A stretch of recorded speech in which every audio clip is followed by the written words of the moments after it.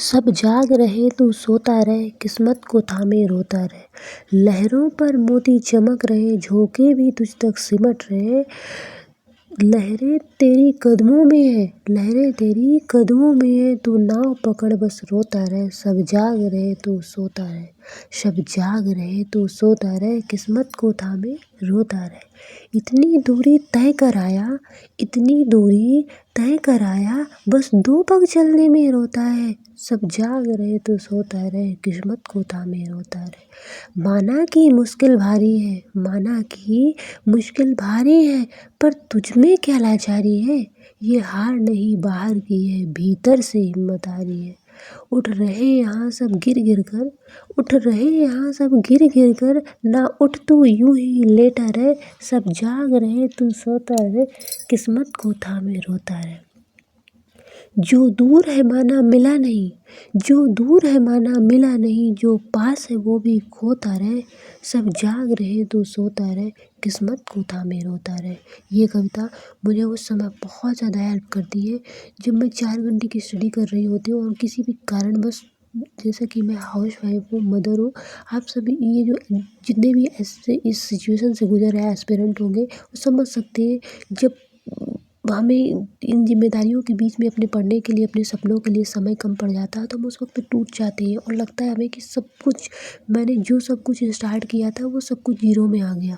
अगर इसी तरह हमें समय मिलेगा तो हम कभी नहीं निकाल पाएंगे। अपने अंदर जब हमें संदेह होने लगता है कि कैसे इतना बड़ा एग्ज़ाम, कैसे इतने लोगों के बीच में, हम इन लोगों के बीच से जो रेगुलर कंटिन्यूटी 8-8 10-10 घंटे पढ़ रहे हैं और हमें 4 घंटे भी डेली के नहीं मिल पा रहे हैं, तो हम कैसे निकाल पाएंगे। जब हमें अपने ऊपर डाउट होने लगता है उस वक्त ये कविता मुझे सच में बहुत ज़्यादा मोटिवेट करती है कि सब जाग रहे तू सोता रहे, किस्मत को थामे रोता रहे। ये बात बिल्कुल सच है कि अगर हमारे पास उस वक्त, अगर मेरे पास 30 मिनट का भी समय बचता है ना, तो मैं तुरंत उठकर अपने सपनों के लिए आगे बढ़ने लगती हूँ।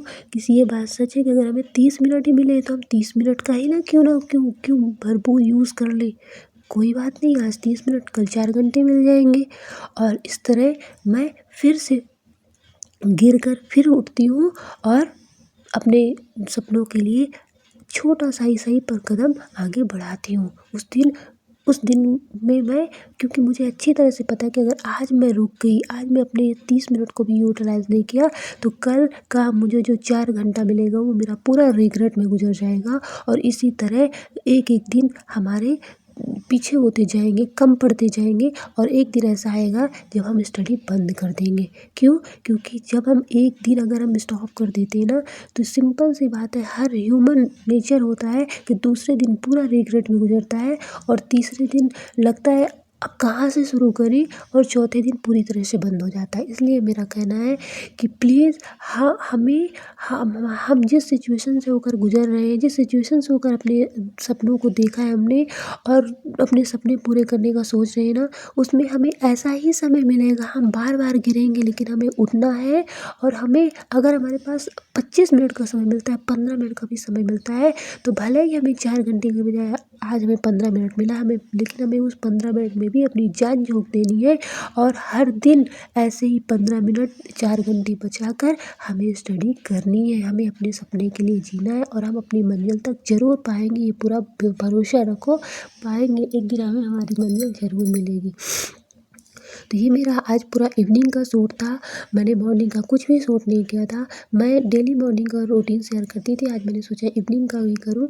तो शाम को मैं 5:30 बजे, सॉरी, आज सुबह बहुत लेट सोए थे, तो मैंने 5 के समथिंग स्टडी स्टार्ट करी थी और सुबह 7 बजे तक सोते रह गए। तो 2 घंटे की स्टडी मेरी वो हुई। इसके बाद फिर मैं नीचे गई और पापा जी भी थे, तो उन्होंने कचौड़ी मंगाया था, तो वही सबने कचौड़ी मिलकर खाई।